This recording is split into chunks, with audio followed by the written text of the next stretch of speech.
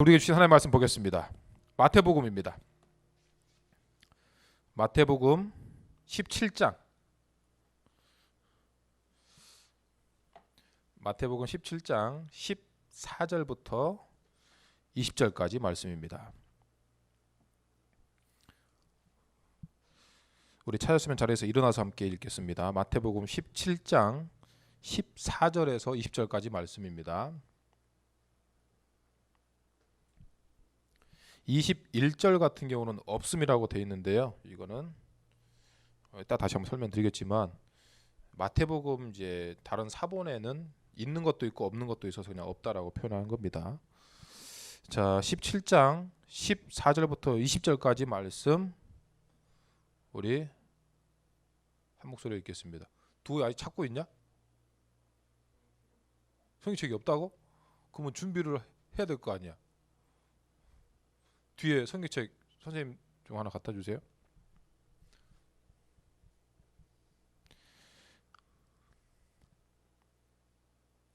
같이 읽읍시다. 자, 14절 그들이 천천히 시작. 그들이 무리에게 이르매 한 사람이 예수께 와서 꿇어 엎드려 이르되 주여 내 아들을 불쌍히 여기소서. 그가 간질로 심히 고생하여 자주 불에도 넘어지며 물에도 넘어지는지라. 내가 주의 제자들에게 데리고 왔으나 능히 고치지 못하더이다. 예수께서 대답하여 이르시되 믿음이 없고 패역한 세대여, 내가 얼마나 너희와 함께 있으며 얼마나 너희에게 참으리요. 그를 이리로 데려오라 하시니라.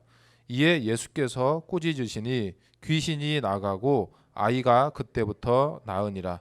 이때 제자들이 조용히 예수께 나와 이르되 우리는 어찌하여 쫓아내지 못하였나이까. 이르시되 너희 믿음이 작은 까닭이니라. 진실로 너희에게 이르노니 너희에게 믿음이 겨자씨 한 알만큼만 있어도 이 산을 명하여 여기서 저기로 옮겨지라 하면 옮겨질 것이요 또 너희가 못할 것이 없으리라. 아멘.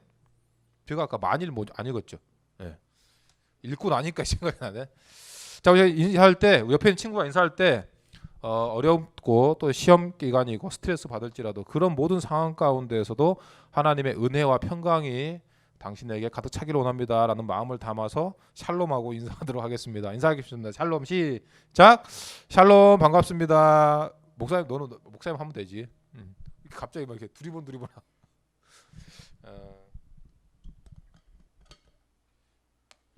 오늘 본문 말씀을 가지고 나도 주님처럼이라는 제목을 하는 말씀 전하도록 하겠습니다.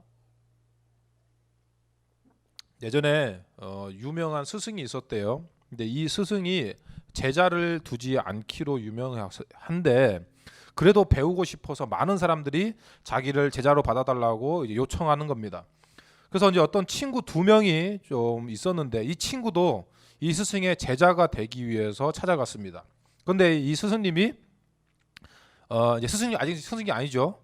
이 제자가 되려고 찾아온 사람에게 그러면 너희가 내 제자가 될 수 있는 자격을 갖추었는지 좀 보자라고 하면서 막대기 한 개씩을 나눠줬습니다. 그리고 이것을 가져다가 잘 보살피고 물 주고 가꾸어서 싹이 나게 해서 가져오면 제자로 받아주겠다라고 했죠. 그래서 이제 가져가서 양지 바른 곳에 또 이렇게 막대기를 묻어놓고 물을 주고 잘 관리를 하는 겁니다. 몇 날 며칠을 이렇게 관리를 하고 오랫동안 관리를 하다 보니까 그래도 이게 싹이 날 리가 없는 겁니다. 왜냐하면 그냥 이미 다 죽은 마른 막대기이기 때문에 물을 줘봤자 이게 헛수고인 거죠. 그러니까 어느 정도 이렇게 하다가 보니까 이제 친구 한 명이 이제 불평이 생기는 겁니다. 이거는 도저히 안 되는 일인데 이런 거를 시키는 저 사람은 내가 생각했던 그런 스승이 아닐 것 같다. 그래서 불평하고 돌아가 버렸죠. 그런데 한 명은 그럼에도 불구하고 계속해서 물을 주고 잘 가꿨습니다. 싹이 났을까요? 안 났을까요? 옛날 얘기예요. 싹이 났을까요? 안 났을까요? 안 났어요. 계속해도 안 나는 겁니다. 그런데 스승이 그 모습을 본 거죠. 안 되는 걸 내가 분명히 시켰다는 걸 압니다. 그럼에도 불구하고 다 포기하고 돌아가는데 저 사람만큼은 그래도 스승이 얘기한 그 부분을 하려고, 불가능하게 보이는 그 일을 하려고 애쓰는 모습을 보고 제자로 받아들였다는 거죠. 그리고 이 사람이 나중에 후일에 누구나 알만한 이제 학자 스승이 되었다라는 이야기가 있습니다. 우리가 이 얘기를 왜 하냐면 우리의 믿음 생활이 어떠냐는 거죠. 우리는 예수님을 나의 친구라고도 이야기하지만 우리가 크리스천이라고 하면 우리가 제자, 예수님의 제자라고 하는 사람들입니다. 다시 얘기하면 우리는 스승 대신 예수님을 따르는 사람들이죠. 그리고 오늘 첫 번째 얘기했던 것처럼 제자는 스승의 스승의 그림자를, 또 스승의 말씀을 따라 사는 사람들을 제자라고 합니다. 그런데 예수님께서는 우리에게 너는 이렇게 해라 라고 말씀만 하는 것이 아니라 직접 하나님이심에도 불구하고, 하나님의 아들이심에도 불구하고 사람이 되셔서 어떻게 사는 것이 믿음의 삶인지를 우리에게 보여주셨고, 그리고 그 모습을 보여주시면서 너희도 이렇게 살아라 라고 제자들에게 우리에게 모범을 보여주셨던 거죠. 그래서 우리는, 크리스천들은 예수님의 향기를 바라며 산다는 건 무엇이냐? 예수님처럼 사는 것을 얘기하는 것이죠. 그리고 예수님의 믿음 생활이, 예수님의 살았던 모습이 내 삶의 모습이 되기를, 그대로 되기를 원하는 사람이 바로 크리스천이라는 겁니다. 그게 바로 저와 여러분인 것이죠. 그런데 우리가 그동안 짧으면 뭐 몇 달, 우리 뭐 최근에 우리 교회, 올해 우리 교회 나온 친구 한 명도 없잖아요. 신입생이 아니라 새신자들. 지금 코로나 때문에 그럴 수도 있지만, 뭐 갑자기 생각나는데, 여러분들 왜 친구를 교회 안 데리고 옵니까? 코로나라서 그래? 어찌됐건 나중에 안 믿는 친구도 데려오세요. 그런데 왜 우리가 예수님을 이제 그래도 좀 우리가 나름 뭐 한두 달 믿은 건 아니잖아요. 근데 예수님을 오랫동안 이제 믿다 보니까 우리가 믿음대로 산다라는 게 그렇게 말처럼 쉽지 않다는 걸 우리는 압니다. 눈앞에 이 어떤 이익을 두고 정직하고 공의롭게 산다는 게 쉽지 않다는 건 알아요. 목사님 된 일에 아이폰을 쓴 적이 있는데, 아이폰은 대부분의 어플들이 유료입니다. 그래서 보통 해킹을 해서 쓰죠. 그 뭐 이렇게 해골바가지에서 대가리 여기 조금 날라간 거, 그 해커 그거 하면 그 표시 뜨잖아요. 그게 가지고 쉽게 얘기하면 이제 해킹을 해서 썼던 경험이 나는데, 그것도 솔직히 얘기하면 도둑질입니다. 말 자체가 벌써 해킹, 그 도둑질이잖아요. 그러니까 우리가 정의롭고 진실되게 살 수 있지만 내 삶이 그렇게 살기가 쉽지 않다는 거죠. 그리고 내가 똑같은 어떤 결정을 할 때 하나님의 말씀대로 야 이렇게 이건 정직하게 해야 돼라고 하면 그 사람을 고리타분하게 생각하고, 그럼으로 인해서 주변의 따가운 눈총을 우리는 받을 각오가 돼 있어야 됩니다. 그리고 대부분의 믿음대로 살았던 사람들이 그렇습니다. 공사비를 속이지 않겠다고 같이 공사하는 사람들이 이제 견적을 뽑아봤더니 이 공사는 이제 좀 더 부풀려서 부르는 거죠. 400입니다. 근데 이 사람은 믿음으로 생각할 때 이건 200이면 충분해. 근데 400을 부른 거죠. 근데 같이 일하는 사람으로서 400을 부르는 것에 대해서 양심의 가책을 느끼는 겁니다. 그래서 다시 그 사람에게 200만 원이면 충분합니다 라고 했더니 같이 일했던 사람이 미친놈이라고 하면서 그 사람하고 일 못하겠다고 하는 거죠. 그래서 일이 끊기는 겁니다. 그걸 감수할 수 있어야 되는 거죠. 그리고 목사님도 예전에 그런 적이 있는데, 진짜 부끄러운 고백이지만 목사님 아들하고 컨닝을 계획했어요. 근데 컨닝을 같이 동참하지 않는다고 이제 쉽게 얘기하면 친구들끼리 저는 오히려 내가 나쁜 놈이 돼버리는 거지. 지가 뭐라고 우리가 하는 이 계획을 빠지냐. 술이나 담배 함께 하지 않는다고 너 내 친구 아니다, 그런 얘기도 많이 듣고, 소외된 친구를 돕다가 오히려 약간 학교 생활이라면 약간 왕따 같은 친구를 같이 좀 돕다가 같이 친구들로부터 소외받기도 하는 것이고, 누구도 알아봐주지 않는 일들, 더러운 일들이나 지저분한 일들에 대해서 내가 먼저 나서서 정리할 수 있는 것들, 이런 것에는 분명히 일반적인 생각이 아니라 어떤 손해, 그리고 어떤 따가운 눈총이 따라올 수밖에 없다는 것이죠. 그래서 우리가 내가 어떤 삶을 살 때 손해가 되더라도, 좀 그런 따가운 눈총이나 어떤 그런 불이익이 있더라도 하나님의 말씀대로 분명하게 살 각오가 되어 있는가? 그게 얘기하면, 다시 오늘 말씀대로 얘기하면, 나도 주님처럼 살 수 있는 각오가 되어 있는가? 그래서 여러분들이 착각하는 게 뭐냐면 이거예요. 내가 그래도 열에 한 번 정도는 예수님처럼 살았다, 나는 이걸 자랑합니다. 그런데 예수님은 뭐라고 하냐면 우리에게 이렇게 얘기합니다. 내가 열에 9번 예수님처럼 살았는데 열에 한 번 예수님처럼 못 살았다. 쉽게 말하면 어떤 한 번 불법을 저질렀어요. 근데 예수님은 이거에 대해서 책임을 물으신다는 거죠. 그게 참 우리를 신앙생활할 때 한편으로는 무겁게 하는 겁니다. 하지만 다시 반대로 생각하면, 내가 모든 삶의 부분에서 예수님처럼 살기로 다짐해버리면 이건 문제가 되지 않는 거예요. 하지만 그럼에도 불구하고 그만큼 어렵기 때문이죠. 그래서 오늘 본문의 말씀을 보면 예수님과 함께 있으면서도 스승 대신 예수님처럼 살지 못한 제자들의 모습이 나옵니다. 그리고 오늘 본문의 내용을 보니까, 물론 다 읽지는 않겠죠. 우리가 내용을 보면 다 아니까, 예수님께서 이제 기도하러 가실 때 제자들에게 간질 걸린, 이제 질병 걸린 이제 아들을 데려왔다고 하죠. 근데 이 질병이 어떻게 되냐면 불에도 넘어지고 물에도 자꾸 넘어지는 아들을 데려왔습니다.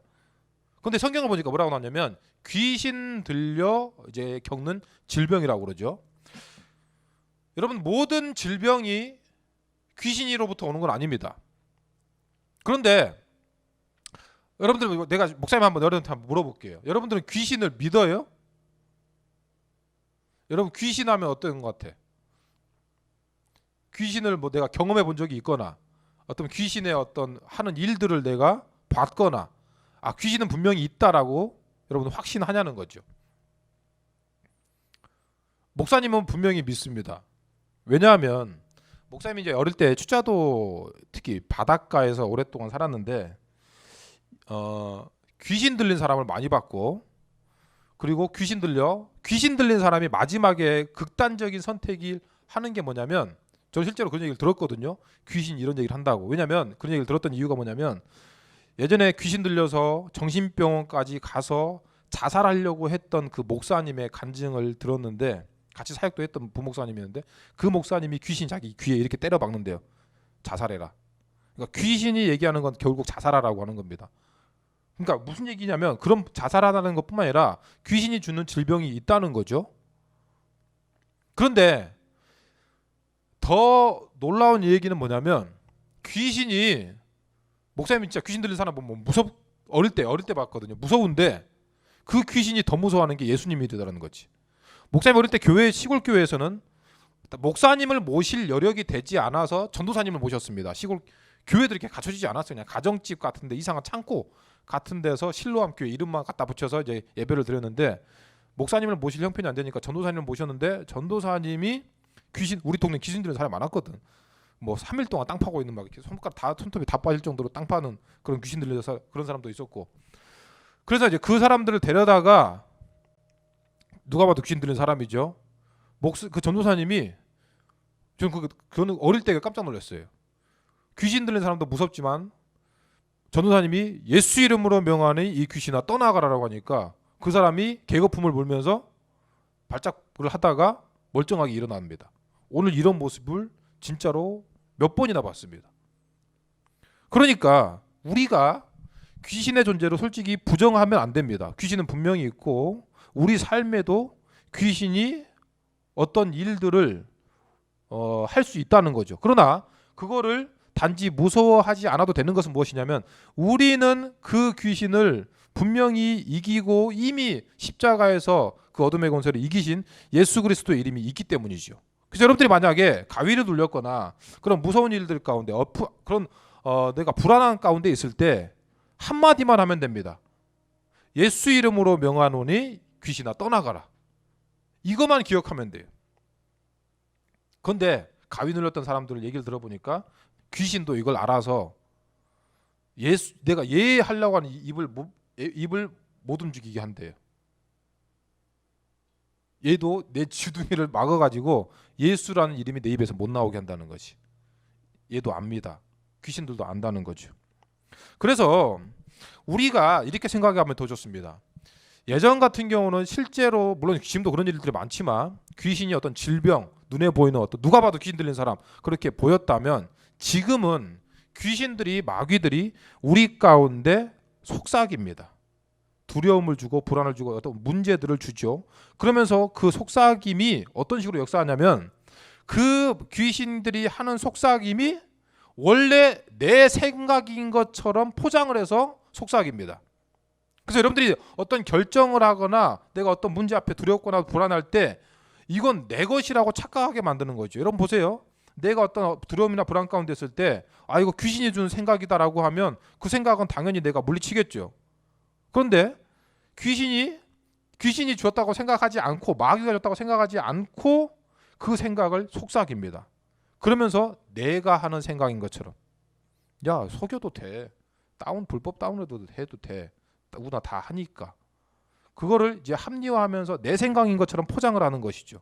그런데 더 무서운 건 뭐냐면 그 일의 그 거짓말의 결과의 책임의 행동에 대해서는 이노모 쉐리가 책임을 지지 않습니다. 대표적인 예가 우리가 에덴 동산에서 선악과를 따먹게 했던 마귀죠. 사탄이죠. 그런 일들이 오늘 우리 가운데 벌어지고 있는 겁니다. 여러분들이 그러니까 혹시나 무슨 결정을 할 때 내가 어떤 행동을 할 때 내 속에서 속삭이는 그 말이나 어떤 결정의 근거가 다 나로부터 왔다고 착각하면 안 됩니다. 그래서 우리가 이 얘기를 왜 하냐면 우리가 믿음으로 바로 서지 못할 때 우리가 마귀로부터 당하는 대표적인 어떤 속임수가 바로 이거기 때문이죠. 마귀나 귀신이 네 생각 아니냐라고 이미 내 생각인 것처럼 포장을 해서 속삭이기 때문입니다. 우리가 믿음으로 바로 서지 못하면 내가 주님처럼 바로 살지 못하면 이런 속임수에 지속적으로 당합니다. 그래서 오늘 말씀은 이런 생각들을 분별하고 예수님처럼 살기 위해서는 우리에게 무엇이 필요한가에 대한 답을 예수님께서 직접 주시는 본문이죠. 그래서 앞에 있는 내용은 이미 다 말씀을 드렸고 예수님께서 하시는 말씀 19절 20절 말씀만 제가 다시 한번 읽어드리겠습니다. 19절 20절 말씀 본문에 이때 제자들이 조용히 예수께 나와 이르되 우리는 어찌하여 쫓아내지 못하였나이까 이르시되 너희 믿음이 작은 까닭이니라. 진실로 너희에게 이르노니 만일 너희에게 믿음이 겨자씨 한 알만큼만 있어도 이 산을 명하여 여기서 저기로 옮겨지라면 옮겨질 것이요 또 너희가 못할 것이 없으리라. 아멘. 이겁니다. 제자들이 묻습니다. 뭐라고 물어요? 주님, 저는 분명히 지금 주님과 함께 있음에도 불구하고 왜 저는 주님처럼 못합니까? 왜 귀신을 쫓아내지 못합니까? 묻는 겁니다. 그런데 여러분들이 이 내용을 보기 전에 이렇게 묻는 이유가 있습니다. 얘네들이 이 제자들이 못했던 것을 왜 못하냐고 묻는 게 아닙니다. 전에 할 수 있었던 것인데 왜 지금이 안 됩니까? 라고 묻는 거예요. 이미 이 제자들은 귀신을 쫓아내고 예수님처럼 이런 능력을 행하고 병고침도 했었고 예수님처럼 그런 능력을 다 행했었거든요. 그게 바로 마태복음 10장에 이미 예수님께서 그런 능력을 주셨습니다. 마태복음 10장 1절에 예수께서 그의 12제자를 부르사 더러운 귀신을 쫓아내며 모든 병과 모든 약한 것을 고치는 권능을 주시니라 라고 했고 실제로 이 제자들이 2명씩 짝지어서 복음을 가서 전할 때 병을 고치고 귀신을 쫓아내고 실제로 자기들이 실제로 예수의 이름으로 명하노니 귀신아 떠나가라고 하니까 진짜 떠나가네? 그거를 다 경험했던 애들입니다. 그리고 예수님한테 와서 이렇게 해줘. 예수님 저희가 진짜 예수의 이름으로 명했더니 귀신이 벌벌 떨더이다. 그래서 예수님께서 대답하죠. 내가 이미 다 알고 있다. 너희가 믿음으로 행할 때 귀신이 하늘로부터 떨어지는 걸 내가 봤다라고 이렇게 말씀하시죠. 그러니까 이미 했던 겁니다. 여러분 이게 어려운 거예요. 뭐냐면 같은 비유인지 모르겠지만 여러분들 거지였다가 부자로 살고 싶어요? 부자였다가 거지로 살고 싶어요? 내가 젊을 때 생 거지로 살다가 나이가 들어서 부자로 살고 싶은지, 아니면 젊을 때 부자였다가 나이 들어서 생 거지로 살고 싶은지, 둘 중에 선택하라면 여러분 뭐 선택할 것 같아요? 그래도 대부분은 나이 들어서 부자로 살고 싶지 않겠어요? 이게 어려운 겁니다. 그래서 부자가 그걸 누렸던 사람이 그걸 누리지 못할 때 그 상대적인 박탈감이 더 크다고 얘기하죠. 제자들이 약간 그런 겁니다. 나는 예전에 했었는데 분명히 왜 지금은 안 되냐? 약간 불만 섞인 말입니다. 그래서 주님께 묻습니다. 왜 지금은 안 됩니까? 라고 묻는 거죠. 그래서 20절에 예수님께서 이렇게 얘기하십니다. 뭐라고 하냐면 너희 믿음이 작은 까닭이다. 이 같은 말씀이 마태복음, 마가복음, 누가복음에 똑같이 나옵니다. 그래서 마태복음에서는 왜 우리가 안 됩니까? 라고 하는 비유의 이 질문에 대해서 예수님이 마태복음에서는 너희 믿음이 작은 까닭이다 라고 얘기하고, 마가복음에서는 뭐라고 하냐면 기도 외에는 이런 종류가, 그러니까 네가 기도하지 않았기 때문이다 라고 얘기하고, 누가복음에서는 물론 이유에 대해서 나오지 않고 오늘 본문에 나왔던 똑같은 말씀과 같이 믿음이 없고 패역한 세대라 라고 표현합니다. 그리고 아까 없음이라고 했던 관로를 여러분 보시면, 성경책 보세요. 그 아래 이제 없음이라고 하는 부분에 따로 이제 체크가 돼 있어서 성경책 없는 책 그 부분이 없는지 부분도 있을 거예요. 그런데 2번, 목사님 같은 경우는 2번이라고 돼 있는데 없음이라고 체크한 부분에 쉽게 얘기하면 이제 각주가 달린 거죠. 어떤 사본에 21절에 있습니다. 그런데 여기는 없다라고 이제 써놨는데 뭐라고 써 있냐면 기도와 금식이 아니면 이런 유가 나가지 않느니라. 무슨 얘기냐면 너희가 믿음이 없기 때문인데 그 믿음은 어디에서 생기느냐? 기도로 그 믿음이 생긴다는 거죠. 다시 얘기하면 여러분들이 보통 기도는 언제 합니까?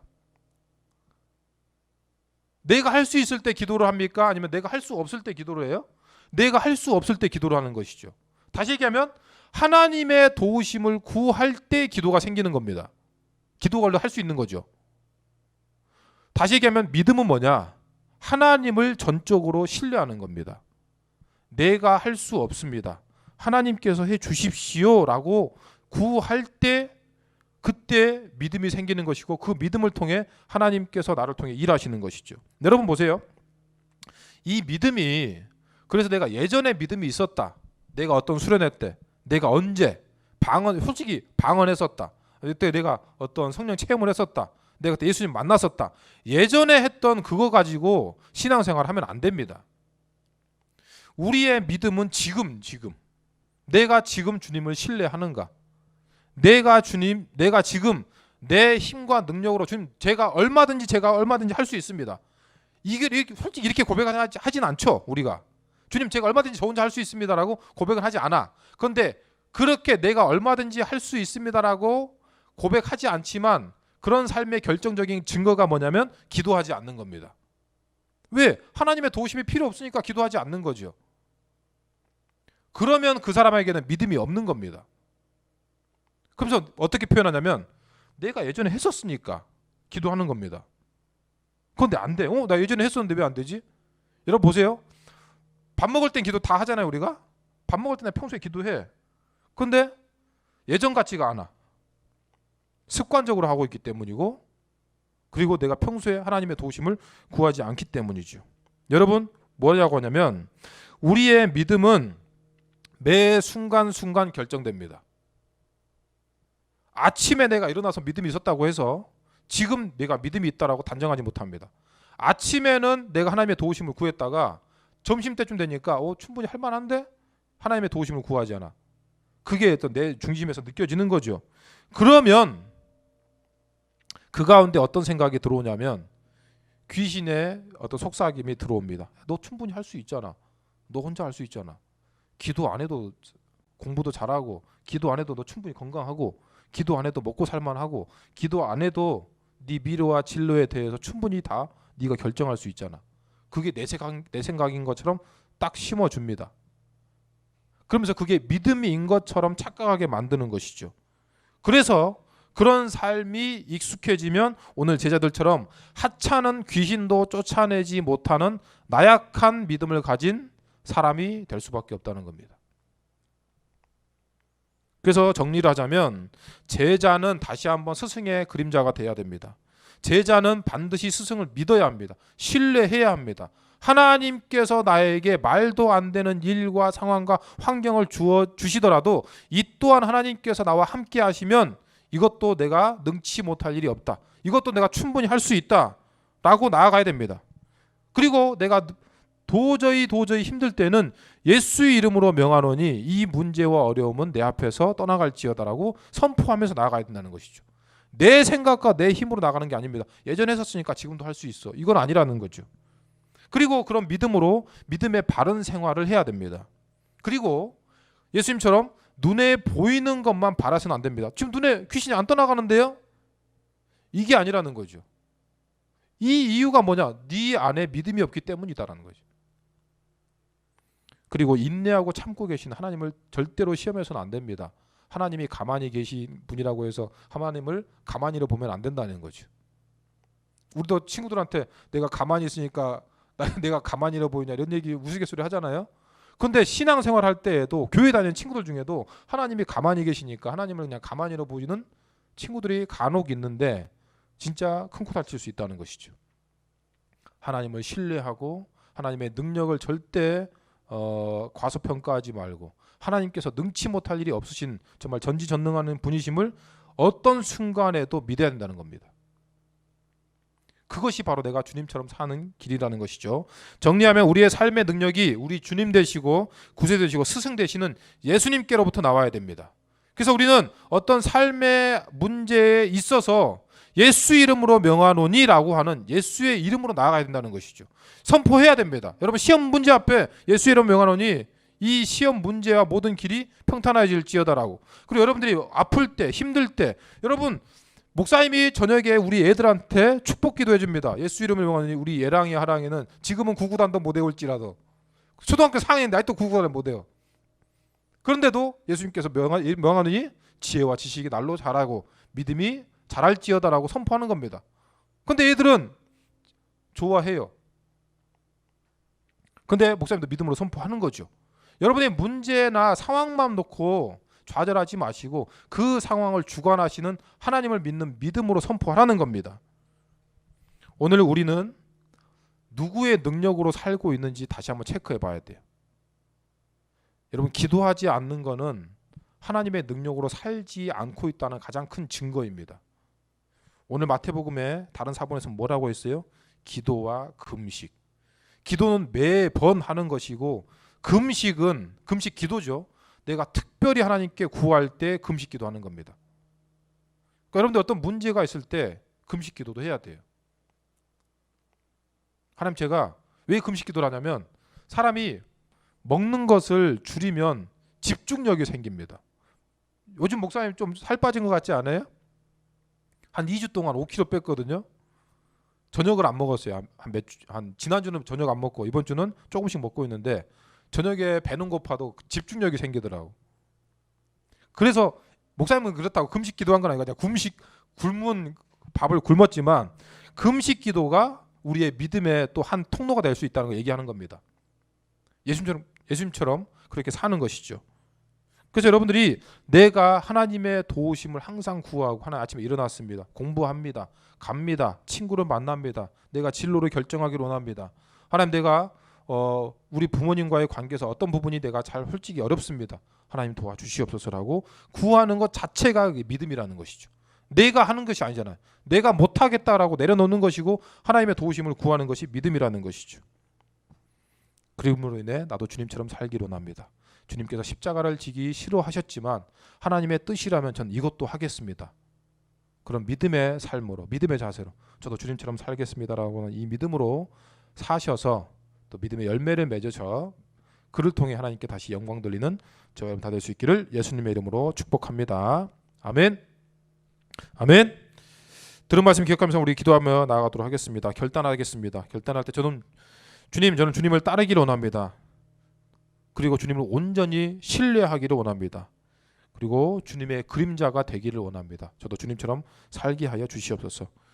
이 믿음으로 예수님처럼 기도하게 하시고 또 삶으로 우리의 믿음을 증거하는 제가 되게 하여 주시옵소서라고 뒤에 기도할 때 불만 좀 꺼주세요. 들은 말씀 기억하면서 우리 기도하며 나아가도록 하겠습니다.